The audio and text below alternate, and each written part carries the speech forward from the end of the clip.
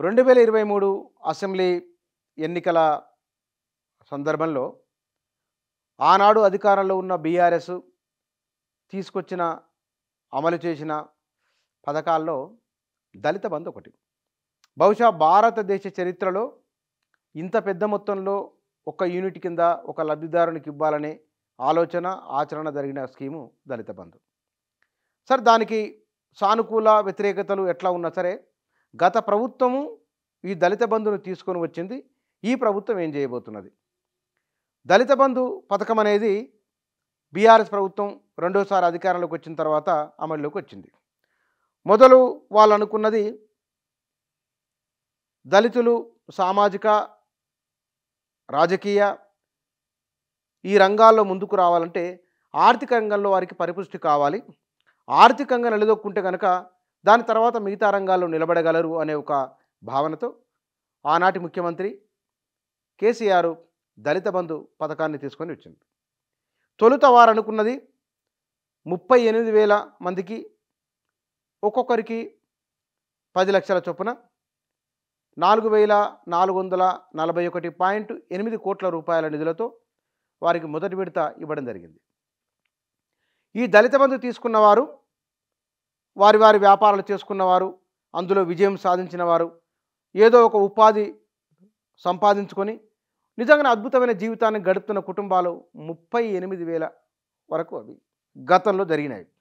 ఇక రెండోసారి వారు రెండో విడతలు అనుకున్నప్పుడు ఒక్కొక్క నియోజకవర్గానికి 1,100 మంది చొప్పున ఇవ్వాలనేది 1,30,000 మందికి సంవత్సరానికి. అది నిరంతరాయంగా కొనసాగేదని ముఖ్యమంత్రి చాలా సందర్భాల్లో చెప్పిన వారు 1.30 అంటే 1,30,000 మందికి ఇవ్వాలని అనుకున్నారు. ఇవ్వాలనుకున్న వారి నుంచి దరఖాస్తులు వచ్చినాయి. ఇట్లా వచ్చిన దరఖాస్తులు మొత్తం తెలంగాణ వ్యాప్తంగా 50,000 వరకు ఉన్నాయి. ఈ 50,000 దరఖాస్తుల పరిశీలన తుది దశకు వచ్చింది. అయితే ఈ వెంటనే ప్రభుత్వం మారింది. ఈ ప్రభుత్వం మారిన తర్వాత ఎస్సీ సంక్షేమ శాఖ ప్రభుత్వానికి ఒక విజ్ఞప్తి చేసింది.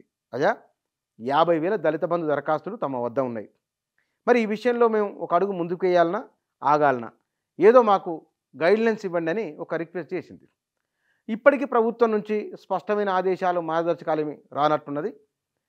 ఇందులో నియోజకవర్గానికి 1,100 మంది అనుకున్నప్పుడు కొన్ని పైలట్ ప్రాజెక్ట్ కింద హైదరాబాదు, రంగారెడ్డి, మేడ్చల్ ఈ జిల్లాల పరిధిలో ఉన్న వారిలో కొన్ని యూనిట్లను పంపిణీ చేయడం, వాటికి కొన్ని నిధులు కొంత మంజూరైంది, ఇంకా కొంత పెండింగ్లో ఉన్నది. ఉదాహరణకు వ్యర్థ పదార్థాల రవాణాకు సంబంధించి జలమండలి కొన్ని వాహనాలు అటాచ్ చేసిండ్రు. మిగతా జిల్లాలో మరో రకంగా ప్రయత్నం జరిగింది. మరి ఇట్లాంటి వారికి సగం వచ్చినాయి, కొంతమంది సగం రాలేదు. ఇట్లా తీసుకున్న వారికి ఆ నిధులు ఆపాలనా, మరి సగం ఇచ్చి సగం ఇవ్వకుండా ఉంటే ఎట్లా, మరి దాన్ని ఏం చేయాలి? ఈ విషయంలో సందిగ్ధం ఉన్నది. మొత్తంగానే ఈ దళిత బంధు పథకాన్ని ఆపేయాలనా, ఏం చేయబోతున్నారు? ఎందుకనంటే ఈ దళిత బంధు విషయంలో దళిత బంధు రైతు బంధు ఈ రెండు కూడా బీఆర్ఎస్ ప్రభుత్వానికి అనుకూలతల కంటే కూడా బహుశా వ్యతిరేకత ఎక్కువ వచ్చిందని ఒక చర్చ కూడా జరిగింది. నిజాలు ఏమిటి అనేది మనం లోతులకు వెళ్ళి చూడాలి, కానీ చాలా గ్రాస్ రూట్లకు వెళ్ళి పరిశీలన చేసి తెలుస్తుంది. అయితే ఈ దళిత బంధు ద్వారా ఒక కుటుంబం సమూలంగా మారడానికి మాత్రం అద్భుతమైన అవకాశం ఉన్నది, ఎప్పుడు వారు సద్వినియోగం చేసుకుంటే. అట్లా సద్వినియోగం చేసుకున్న వాళ్ళు హైదరాబాద్ నగరం ఆనుకున్న సంగారెడ్డిలోను, మెదకులోను, జోగిపేట, ఆందోళన నియోజకవర్గంలో కొన్ని కుటుంబాలు ఉన్నాయి. నేను వారితో కొంతమందితో మాట్లాడినా.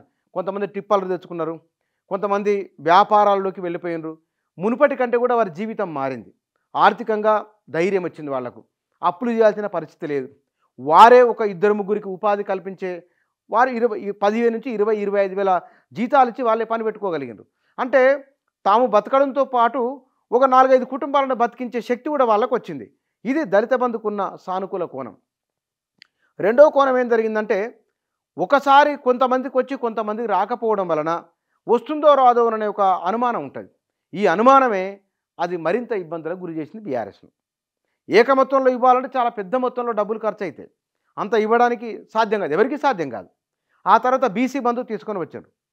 దానికంటే ముందు ఆలోచించాల్సింది ఈ గొర్రెల మేకలకు సంబంధించిన ఒక్కొక్క యూనిట్ వీళ్ళకు పెంపకందారులకు ఇవ్వడం, అదొక మౌలికమైన గుణాత్మకమైన మార్పుకు దోహదం చేసేది. మత్స్య పరిశ్రమకు సంబంధించి కూడా ఒక గుణాత్మక మార్పు దోహదం చేసేది. ఇక్కడ దళిత బంధు విషయంలో కూడా ఇది కొందరికి వచ్చి కొందరు రాకపోవడం వలన అది వ్యతిరేకమైంది. రైతు బంధు కూడా అందరికీ ఇవ్వడం వలన తక్కువ భూమి ఉన్న వారికి, ఎక్కువ భూమి ఉన్న వారికి అందరికీ ఇవ్వడం వల్ల ఎక్కువ భూమి ఉన్న వారికి ఎక్కువ ప్రభుత్వ సొమ్ము పోయిందని, ఒక ఎక్కువ డబ్బులు వారికి వెళ్ళాయని ఒక అంశం కూడా ఒక వ్యతిరేకమైంది బీఆర్ఎస్ కానాడు. మరి ఈ దళిత బంధు విషయంలో సానుకూలత ఒకవేళ దళితులను కాదనుకుంటే కనుక వారికి 10 లక్షలు గత ప్రభుత్వం ఇచ్చినప్పుడు ఈ ప్రభుత్వం ఇవ్వదా? తగ్గిస్తుందా? తగ్గిస్తే మరి వ్యతిరేకత వస్తుంది కదా. ఇస్తే కనుక 10 లక్షలే ఇస్తుందా? దళిత బంధు పేరుతోనే ఇస్తుందా? ఏం చేయబోతున్నది అంటే ఎవరి ముద్ర వారికి ఉండాలి కదా. ఇవాళ ఈ దళిత బంధు పేరు మార్చి ఇంకేమైనా చేస్తారా?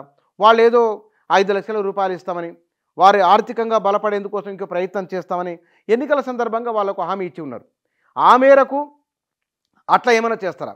సాధారణంగా ఇట్లాంటి వాటిల్లో ఉన్న ఒక ప్రమాదం ఏమిటంటే బహుశా కాంగ్రెస్ పార్టీ అనుభవం ఇది. గతంలో వాళ్ళు గొర్రెలను బర్రెలను ఇచ్చేవాళ్ళు. ఒకవేళ కనుక వారికి బావులు అప్పుడు పేదలకు భూములు ఎకరా 2 ఎకరాల భూమి ఇచ్చి వారు బావి దవ్వుకోవడానికి అప్పట్లో ఉన్న 6,000 7,000 డబ్బులు ఇచ్చేవాళ్ళు. అది ఇస్తే బావి ఉండేది ఇక్కడ, అక్కడ ట్రాన్స్ఫార్మర్ వేసుకోవడానికి వాళ్ళకి సాధ్యం కాదు. ఆయన డబ్బులు పెట్టలేరు. అక్కడి నుంచి వైరు తీసుకొని రావాలి. ఆనాడున్న విద్యుత్ సంస్థలను ఒప్పించి తెచ్చుకోవడం అది సాధ్యమయ్యే పని కాదు. అదొక రకమైన ప్రాబ్లం ఉన్నది. బర్రెలు ఇస్తారు. ఆ బర్రెలు ఇచ్చిన తర్వాత ఆ బర్రెలకు దానాలు మేత ఎక్కడి నుంచి తేవాలి? ఆయనకు బోరు ఉండాలి, నీటి సదుపాయం ఉండాలి. ఉంటే తీసుకొచ్చి బర్రెలకు మేత వేసుకోగలరు. లేదా దానికి దాన కొనాలి, మంచి ఫీడింగ్ ఇవ్వాలి. ఆ ఫీడింగ్ ఇవ్వాలంటే మరి అదనంగా డబ్బులు కావాలి. అవే ఉంటే కనుక వాళ్ళకి ఆ ఇబ్బందే ఉండదు. ఇట్లా ఒకదాని చుట్టూ ఒకటి చాలా అంశాలు అల్లుకొని ఉంటాయి.